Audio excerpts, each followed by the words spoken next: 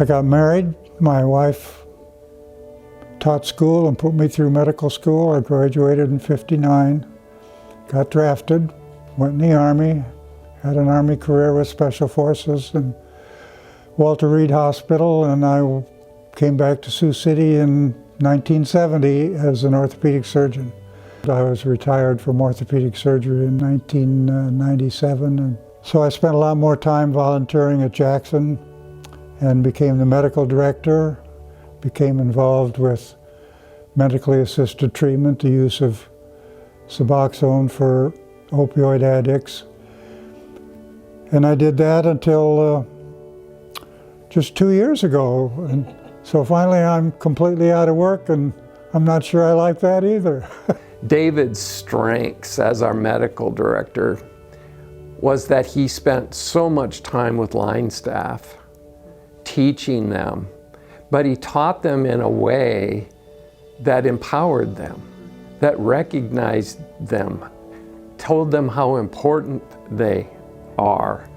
And as a result, his impact on the quality of the staff, because of the kind of confidence that he gave them, was just outstanding. Because he also treated all of his patients the same way he would with all of his staff. Everyone gets the same level of respect from David. And you always feel special when you're with David. I call him Mystic Dave. When somebody is mystical, mysticism, I think of David as that. To me, a mystic lives from the heart and comes at life from the heart and sees through the eyes of the heart. And that's why, to me, I say that Dr. Pete doesn't come across as physician first. He sees people through the eyes of the heart. I think the greatest gift I've gotten is just a kind of affection for people instead of fear or mistrust. And I just love people, and I enjoy so much working with people.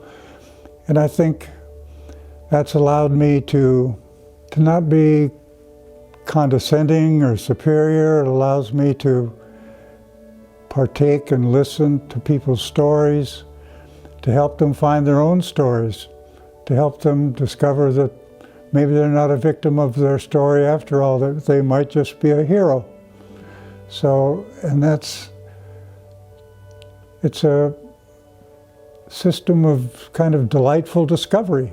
I've got to give credit to David's wife, Joan, who we lost a little over a year ago. Joan started David's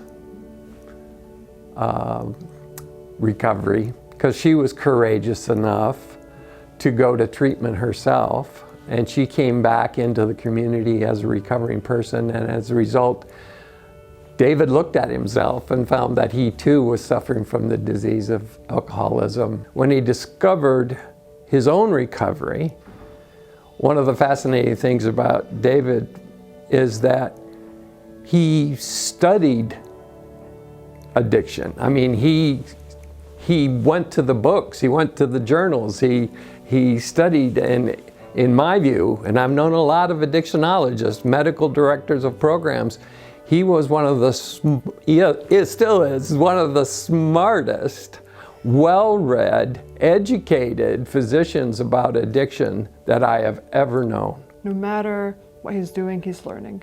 So I think the most recent thing he's learning is to cook.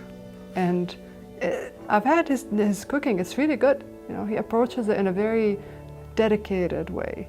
Like, I think he approaches everything in a very dedicated, curious, kind manner. And that's no different than cooking, hosting people, listening to patients. David, you taught me many things, but the most important thing that you have taught me is how to connect with patients and remember their humanness, and that their brokenness has hope. And it's a different kind of medicine, and it's not something you learn in a book. It's something that you lived, and it's in your heart, and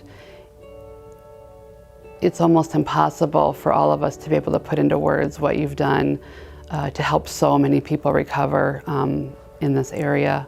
I love you. You deserve this.